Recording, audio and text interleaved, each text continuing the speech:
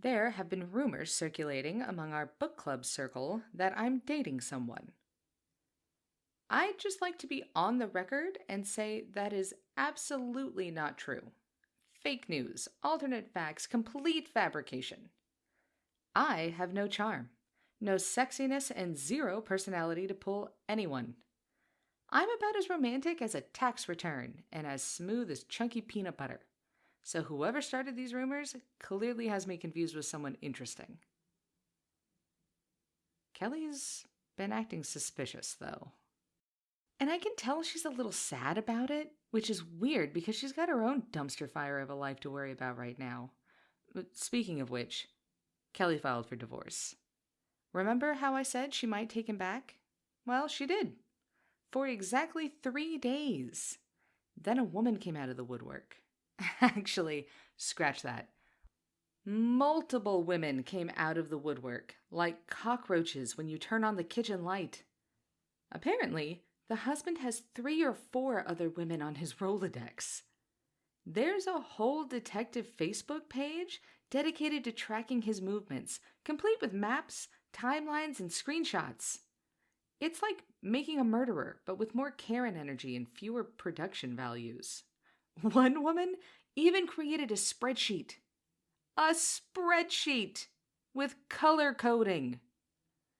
So that marriage is over and done with, signed, sealed, and delivered straight to a lawyer's office. But back to me. I'm not dating anyone. Damn you, rumors! I'm all about doing yoga, reading self-help books, and definitely not dating anyone. Just me, my downward dog, and Brene Brown audiobooks. Who am I kidding? I'm totally dating someone. Plot twist, the rumors were true. I'm as shocked as you are, honestly. Marissa is her name. She's 27, a former college cheerleader, way out of my league. Like, different stratosphere out of my league. We're talking Premier League versus my local Sunday pub team level of difference here. And I met her at the library. Yes, I'm smart. I read books. I'm intellectual and cultured. Okay, fine. I went in to pee and I bumped into her on my way out. The romance is practically Shakespearean, isn't it? Wherefore art thou, Romeo? In the public restroom, apparently. We spoke. She laughed at something I said, which is miraculous because Kellie once told me my sense of humor is like rubbing sandpaper on your balls. Anyway, with that image now permanently scarring your brain, I'm happy to say it is our 2-week anniversary. 2 whole weeks! That's practically a lifetime in modern dating terms. We're basically common law married at this point. I want to introduce her to Kellie, but I've been avoiding it until today. Partly because I'm nervous, and partly because Kellie's been in a burn-it-all-down mood since the divorce proceedings started. She doesn't know about Marissa yet. Should I tell her? Give her a heads up, send a carrier pigeon? Nah. I've decided to bring Marissa to our book club tonight. Let it be a fun surprise! What could possibly go wrong? Everything could go wrong. Utter fucking disaster. None of the book club members were nice to Marissa. Not even politely fake nice, which is basically the foundation of all female relationships. They were all horrible to her.